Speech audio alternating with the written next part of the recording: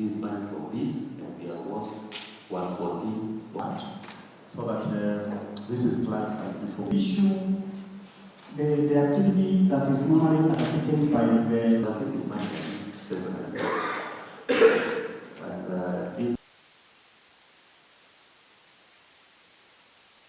There are some of the things that we do in this country as Kenyans. You yourself, you cannot do it in another country. So we are not investigating that.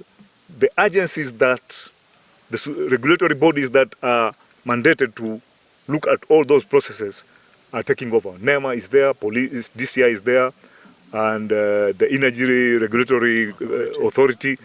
But all this revolves around impunity. On matters to do with corruption, it's not something that we are going to start.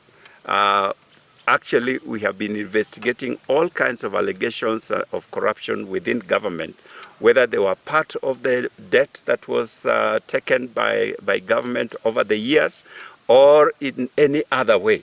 So we are not certainly reacting or responding to the issues that have come up now regarding the debt, but we will pursue any corrupt deals wherever they are found, whether they are related to the debt or not. Because we have cases that are pending in court, some are moving slowly, others are about to be commenced. All this shows that the system is working. And the recoveries of money, especially by EACC and land, all these corruption proceeds which we must deal with. We know of the other mention you've made of the conflict, but that's totally different. We are looking at it from two different sets of law.